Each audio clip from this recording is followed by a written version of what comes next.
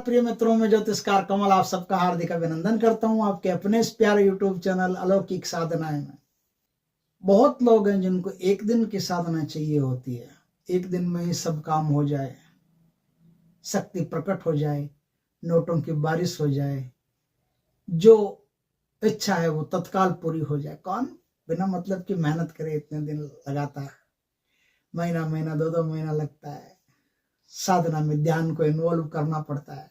यम नियम आसन प्राणायाम प्रत्याहार धारणा ध्यान समाधि इन सब को इन्वॉल्व करो। महीना लगता है, 2-2 महीना 6-6 महीना 12-12 महीना 2-2 3-3 साल लगते हैं साधना में। कौन इतना माथाफोड़ी करे, एक दिन की साधना हो सबसे बढ़िया। लेकिन एक दिन की साधना होती है, ऐसा बात नहीं है कि नहीं होती। वो प्राण मुट्ठी में लेके करने की साधना होती है। आज मैं आपको एक दिन की एक साधना सिखाता हूं। जिनको एक दिन की साधना में रुचि है, तत्काल साधना कर लो, तुरंत फल मिलेगा, तुरंत शक्ति प्रकट होगी, तुरंत मनोकामना पूर्ण होगी, तुरंत जो चाहते हो वो कर सकते हो, तुरंत बहुत कुछ कर सकते हो। लेकिन ध्यान रहे, ये एक दिन की साधना उन्हीं को सिद्ध होती है जो पहले से सिद्ध है। एक दिन में यक्षिणी आ सकती है, एक दिन में योगिनी आ सकती है, एक दिन में परी अप्सरा आ सकती है, एक दिन में कुछ हो सकता है। एक दिन मामूली नहीं होता, लेकिन इस एक दिन के लिए, एक दिन के पीछे कई दिन पहले खपाने पड़ते हैं, गुरु साधना करनी पड़ती है, गुरु से दीक्षा लेकर के गुरु मंत्र का जाप कम से कम 6 महीने तक करना पड़ता है, और वो विधि विधान से करना पड़ता है। तब जाकर के आपको कुछ साधनाएं होती है जो एक दिन में सिद्ध हो जाती है। बाकी कुछ साधना ऐसी होती है जो एक दिन में सिद्ध नहीं होती, उनमें महीना महीना 2-2 3-3 6-6 महीने लगाने पड़ते हैं आपको। तो आज मैं एक ऐसी साधना सिखाता हूं कि आपके पास अगर गुरु बल है, अगर आपके पास पावर है, शक्ति है, एक दिन में सिद्ध कर सकते हो। दोस्तों, सिद्धि का उद्देश्य अगर आपका अच्छा रहा और आप आदमी अच्छे रहे, भीतर से आप इमोशनल नहीं है, प्रैक्टिकल इंसान है। देखो, मैं 2 बातें आपको बता देना चाहता हूं, क्लियर कर देना चाहता हूं, ताकि आप आसानी से समझ सके हर चीज को ना। एक होती है तांत्रिक साधनाएं जो भावनाओं पर नहीं चलती, उनमें भावनाओं का कोई लेना देना खास नहीं होता। भावनाओं का इन्वॉल्वमेंट इतना ही होता है कि आपने भावपूर्ण होकर के एक उद्देश्य को पकड़ा है, बस इतना बहुत है।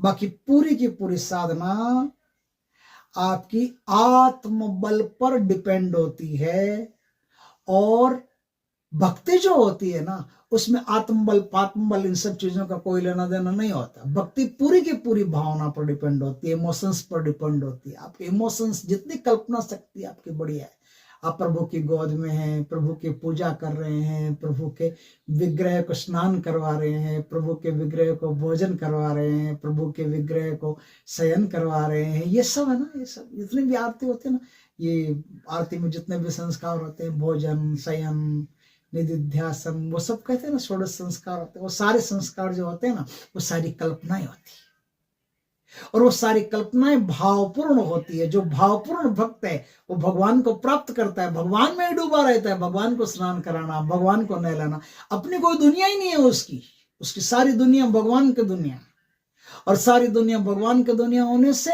वो अपने आप की पूरी पूरी पूरी की पूरी परिणति होती है, पूरा का पूरा चेंजिंग होता है, वो भगवान में कर लेता है। खुद में कुछ नहीं रहता, मेरा मुझ में कुछ नहीं, सब परमात्मा बन गया है। सोना परमात्मा में, उठना परमात्मा में, जागना परमात्मा में, उसको भक्ति कहते हैं। वो भावों से होती है। लेकिन तांत्रिक साधनाएं खाली भावों से नहीं होती, भाव नाम मात्र का चाहिए, थोड़ा सा चाहिए, और पूरी की पूरी साधना आपकी कठोरता पर, आपकी नियमबद्धता पर, आपके अनुशासन पर, आपके ज्ञान विवेक बुद्धि कौशल समताओं पर डिपेंड करती है। इसलिए तांत्रिक साधनाओं में जिम्मेदारी साधक की रहती है और उसके गुरु की रहती है। भक्ति में किसी की कोई जिम्मेदारी नहीं रहती। भक्ति में कूद गया साधक, कूद गया, मैं तो तेरे भरोसे हूं, मुझे नहीं पता, तू जाने, तेरा काम जाने।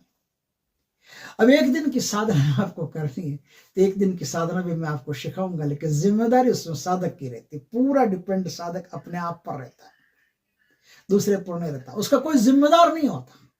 अगर आपकी साधना बिगड़ गई तो कोई जिम्मेदार नहीं, और सुधर गई तो कोई उसका वो पारितोषिक लेने वाला नहीं। पारितोषिक भी आपका, दोष भी आपके, सब आपका है, क्योंकि सारी ड्यूटी आपकी। पूरा ध्यान एकाग्रचित करके और पूरे ध्यान की ऊर्जा को एक ही जगह प्रवाहित कर देना, उसका नाम साधना है, तांत्रिक साधना। तो आज मैं आपको एक ऐसी तांत्रिक साधना सिखाता हूं जो एक रात में अपना पूर्ण फल उजागर कर देती है, दूसरी रात ही नहीं आएगी। आपको दोस्तों, जो साधना करना चाहता है उस आदमी को, उस साधक को 27 अलग अलग मंत्रों, 27 अलग अलग मंदिरों से 27 दीपक ऐसे कबाड़ने हैं जिनमें थोड़ा थोड़ा तेल बचा हुआ है या घी बचा हुआ है या कुछ भी, जिसका तेल का, घी का, जिस चीज का भी वो दीपक वहां प्रज्वलित करते हैं, उनमें अगर थोड़ा रात में जो दीपक प्रज्वलित करते हैं ना, जैसे शंकर भगवान का मंदिर है, रात में शंकर भगवान को दीपक, आरती में जो दीपक प्रज्वलित किया गया है उसकी जो बातियां हैं, उन बातियों में कुछ तो तेल बचा हुआ है, दीपक में कुछ तो तेल बचा हुआ है, तो वो कबाड़ना आपको। तो 27 ऐसे मंदिरों से 27 ऐसे दीपक कबाड़ने हैं, प्राप्त करने हैं। कबाड़ने का मतलब प्राप्त करने हैं, जिसमें थोड़ा थोड़ा अभी भी घी तेल शेष है, बचा हुआ है। उस सारे घी तेल को निचोड़ करके, बत्तियों को एकदम निचोड़ करके एक स्थान पर सारा तेल कर लेना। सारा तेल एक स्थान पर कर लिया, कुछ तेल बन गया उसमें, एक दीपक प्रज्वलित करे उतना तेल तो बन गया 27 दीपकों से। अब वो सारा तेल लेकर के आप अमावस्या की रात्रि को किसी ऐसे मैदान में जाइए जिसमें पेड़ नहीं है, एक भी पेड़ नहीं है, जिसमें दूर दूर तक पेड़ नहीं, खाली एकदम मैदान, उसमें कोई बिजली का खंबा नहीं है, उसमें कोई इलेक्ट्रिसिटी का सिस्टम नहीं है, और मोबाइल फोन भी साथ में मत ले जाना है, ध्यान रखना है, मोबाइल साथ में मत ले जाना। आप साधना कर रहे हो तो मोबाइल को दूर रखना अपने से। जितना मोबाइल दूर रहेगा, जितनी इलेक्ट्रिसिटी दूर रहेगी, उतनी साधना आपके सफल होगी, जल्दी सफल होगी। एक ऊन का आसन ले जाना या कुसा का आसन ले जाना। कुसा एक घास होती है, एक आदमी पूछ रहा था कुसा क्या होती है। कुसा एक घास होती है, उस घास के तिनकों को तोड़ तोड़ करके, उनको मंड मंड करके उनसे एक आसन का निर्माण किया जाता है। जैसे आपकी चटाई होती है ना, बेड, उसमें पतली पतली धारियां होती है, वैसे पतली पतली धारियां कुसा के आसन में होती है। तो वो कुसा का आसन इस प्रकार से बनता है। कुसा का आसन किसी भी प्रकार की इलेक्ट्रिसिटी को आप तक ही रखता है, आपके शरीर के सारे विद्युत को वो जमीन में नहीं जाने देता, आप तक ही सीमित रखता है। तो कुसा का आसन आपको लेना है या ऊन का आसन लेना है। लाल कलर का ऊन का आसन लीजिए, स्नान करके लाल कलर के आप वस्त्र पहन लीजिए। लाल कलर के वस्त्र मतलब क्या? धोती, बिना सिले हुए वस्त्र। लाल कलर के वस्त्र मतलब बिना सिले हुए वस्त्र, अंडरवेयर बनियान भी सिला हुआ नहीं चाहिए। अब किसी जंगल में, जंगल तो मतलब पेड़ों से होता है, मतलब किसी ऐसे मैदान में जाइए जिस मैदान में कोई पेड़ नहीं हो, पानी का कोई भी स्रोत नहीं हो, पानी का कोई हौज वगैरह कुछ नहीं बना हो, खाली जमीन ही हो और कुछ नहीं हो, बस वो मैदान ही हो गया। उस मैदान में आपको जाना। अमावस्या की रात्रि को दक्षिण दिशा की तरफ मुख करके आपको विराजमान होना। उससे पहले जो मैं साधना बता रहा हूं, उससे पहले मां काली भगवान शिव की पूजा कर लीजिए, और मां काली भगवान शिव की पूजा करके उनसे प्रार्थना कीजिए कि भगवान मैं निमाई योगिनी की एक दिन की साधना करने जा रहा हूं। निमाई योगिनी एक दिन में मुझ पर प्रसन्न हो जाए, प्रकट हो जाए, आशीर्वाद दे, ऐसी मुझ पर कृपा करें भगवान। ऐसा बोल करके मां काली को उनका श्रृंगार चढ़ा दें और भगवान शिव की मनोयोग से पूजा करें, पंचाभिषेक पूजा करें। पूरे तरीके से विधि विधान से उनकी पूजा करके, उनको प्रसन्न करके उनका आशीर्वाद ले लें। अब आप अपना सुरक्षा घेरा पहले से तैयार रखें, क्योंकि इस साधना में सुरक्षा घेरा इतना जबरदस्त चाहिए कि सुरक्षा घेरा अगर थोड़ा सा कमजोर पड़ा तो आपका घर आना मुश्किल हो जाएगा, साधक का घर आना मुश्किल हो जाएगा। ये बहुत शक्तिशाली, बहुत ताकतवर योगिनी है जो मां काली और भगवान शंकर की संयुक्त पूजा करने से मिलती है। अब आप जंगल में जाइए, सॉरी बार बार जंगल कह रहा हूं यार, अक्सर जंगल की साधनाएं देते देते जंगल का ही नाम निकलता, बार बार ये सॉरी। आपको मैदान में जाना है, मैदान में जाइए, दक्षिण दिशा की तरफ मुख करके वो दीपक वहां प्रज्वलित कर दीजिए। अब देखिए एक छोटी सी बात है कि दक्षिण दिशा की तरफ मुंह भी कर लिया, दीपक भी प्रज्वलित कर लिया, लेकिन दीपक बुझ गया तो प्राण बुझ जाएंगे, क्योंकि मैदान है, पेड़ कुछ है नहीं, हवाएं सीधी आती है, दीपक बुझ जाएगा। दीपक बुझ जाएगा तो गए आप। जो साधक साधना करता है उसके प्राण वही निकल सकते हैं, उसको हार्ट अटैक हो सकता है, कुछ भी हो सकता है, कोई भी तकलीफ उसके शरीर में हो सकती है। दीपक जलता रहेगा तब तक मंत्र चलता रहेगा, और दीपक बीच में जब तक पूरा तेल बाती एकदम खत्म नहीं हो जाते, तेल वेल पूरा खत्म नहीं हो जाता, दीपक अपने आप नहीं बुझ जाता, तब तक दीपक जलता रहेगा। तो बीच में दीपक नहीं बुझना चाहिए। इस बात के लिए, इसके लिए आप क्या करेंगे, जो आपको पता है, जैसे नवरात्रि में अपन दीपक ऊपर तो ऐसे एक कंडील भी बनती है, ऐसे सिस्टम भी बनते हैं, ऐसे कांच का चारों ओर ऐसे गोला वगैरह बनता है, वो गोला ऊपर लगा देंगे तो दीपक नहीं बुझेगा, आपका दीपक जलता रहेगा। तो वो दीपक जलता रहना जरूरी है। तो अब आप क्या करेंगे, वो दीपक जलता रखिएगा। आप दक्षिण दिशा में बैठ करके रुद्राक्ष की ऐसी कोई भी रुद्राक्ष की बढ़िया सिद्ध माला आपके पास हो, सिद्ध माला से आपको जाप करना है। जाप करते करते कोई भी प्रकार की घटनाएं आपके साथ हो सकती है, डरना मना है। सुरक्षा घेरा अच्छी तरह से माँ काली का या भगवान शिव का सुरक्षा घेरा या भगवान भैरव का सुरक्षा घेरा लगा करके बैठने। इसमें हनुमान जी का नहीं चलेगा, ध्यान रखें। हनुमान जी का सुरक्षा घेरा लगा दिया तो कोई शक्ति आएगी भी नहीं, दूर दूर तक नहीं आएगी। फिर आप हनुमान जी के साथ बैठे रहिए, हनुमान जी की भक्ति करते रहिए। तो माँ काली का, भैरव भगवान का, शिव भगवान का कोई सुरक्षा घेरा, बढ़िया सुरक्षा घेरा सिद्ध कर लीजिए, उसको पहले वहां लगाना आपको। अब जाप करेंगे रुद्राक्ष की माला से जाप करना जरूरी है, और जाप पूरा ध्यान में होगा आपका। बार बार बीच में आंख खोल सकते हैं, आंख खोल करके देख सकते हैं दीपक जल रहा है कि नहीं जल रहा है, आंख खोल करके देखते रहिएगा, जाप करते रहिएगा। दीपक जब तक शेष नहीं होता तब तक आपको जाप करना है, जाप करते रहिए। अब मंत्र क्या है, वो मंत्र सुनिए, मैं आपको सुना देता हूं, दीक्षित होकर के लीजिएगा, ऐसे लिया तो मुश्किल हो जाएगी। मंत्र है निमाई निमाई निमाई निमाई निमाई निमाई निमाई निमाई। इसी मंत्र को दोहराते रहना आपको। एक मंत्र से दूसरे मंत्र के बीच में सेतु बनना चाहिए, पुल बनना चाहिए, मतलब ऐसा लगना चाहिए कि मंत्र एक साथ जुड़े हुए चल रहे हैं, जैसे ट्रेन के डब्बे जुड़े हुए से चल रहे हैं, उसी प्रकार से बीच में आपको गैप नहीं देना है। चाहे आपको दीपक 1 घंटा जले, 2 घंटा जले, 3 घंटा जले, तब तक आपको वहीं बैठे बैठे वही जाप करना है, ध्यान रखें।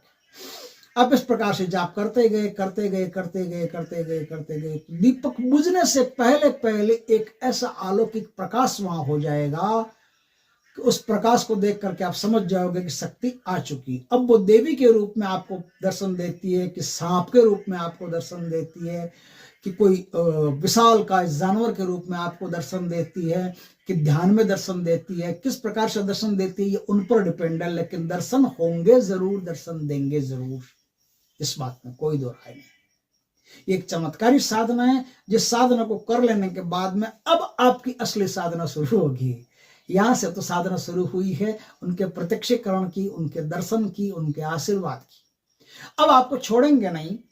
अब जैसे आपने साधना कर ली तो अब आप उनके संपर्क क्षेत्र में आ गए, संपर्क क्षेत्र में आ गए तो आप आध्यात्म में जाना चाहते हैं तो आपको आध्यात्म की साधना करवाई जाएगी। आप संसार में जाना चाहते हैं तो आपको संसार की साधना करवाई जाएगी। निमाई योगिनी जो है वो गुरु बन करके आपको तरह तरह की बहुत सारी साधनाएं करवाएगी। उन साधनाओं के द्वारा, देखिए इसमें कोई वचनबद्धता नहीं है, ऐसा तू वचन दे दे मैं तेरी गुलाम रहूंगी, शक्ति रहूंगी, ऐसा कुछ इस चक्कर में कभी मत पड़ना कि ये कोई मेरी शक्ति सिद्ध हो गई। नहीं नहीं, ये जो सिद्धि हुई है वो एक माँ के रूप में सिद्धि हुई, और वो माँ अपने पुत्र को एक ऐसा गजब का तांत्रिक बना देगी कि इस संसार में तो आप भला कर ही सकते हो, उसके बाद में इस संसार के समस्त शक्तियों से विदा पा करके आप आध्यात्म में भी अपना उद्धार कर सकते हो, अपना कल्याण कर सकते हो, आपको परमात्मा की प्राप्ति हो सकती है। इस प्रकार से अध्यात्म और संसार दोनों का जोड़ की अद्भुत साधना है निमाई योगिनी की साधना, जो आप करके अपना इस लोक को भी सुधार सकते हो और उस लोक को भी सुधार सकते हो। इस लोक में भी आप हजारों लाखों लोगों का भला कर सकते हो। ऐसी अद्भुत साधना। कई लोग कहते हैं महाराज हमको भला करना है, और साधना किसकी चाहिए? जिन्न की चाहिए। साधना किसकी चाहिए? जमीन का धन निकालने की चाहिए। और कहते हैं महाराज हमको जगत कल्याण करना। ये शब्द सुन लेते हैं ना, और बड़े अच्छे लगते हैं किसी को वो, अब हम तो जगत कल्याण की साधना कर रहे हैं और आप साधना दीक्षा दे नहीं रहे हो, ऐसे नहीं कर रहे हो, उसकी दक्षिणा ले रहे हो, महाराज ये तो काम गलत है, ये तो आप जगत कल्याण मतलब आप सनातन धर्म के खिलाफ, इस प्रकार की डायलॉगबाजी वो फिर करते हैं ना, तो जगत कल्याण की बात करके। अब जगत कल्याण ही करना तो आइए निमाई की साधना कीजिए। आपको क्या हासिल होगा क्या नहीं होगा ये निमाई पर डिपेंड है, आपको कितना धन देना है, कितना क्या करना है, ये निमाई पर डिपेंड है।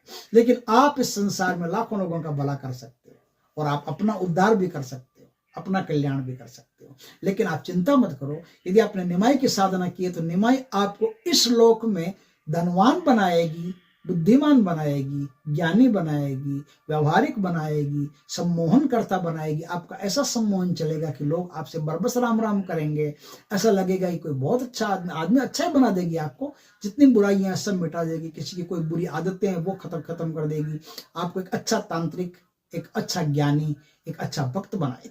ऐसी अद्भुत, ऐसी बहुत बेस्ट साधना जो मैंने आपको दी है, इसके द्वारा आप अपना और लाखों लोगों का उद्धार कर सकते हो।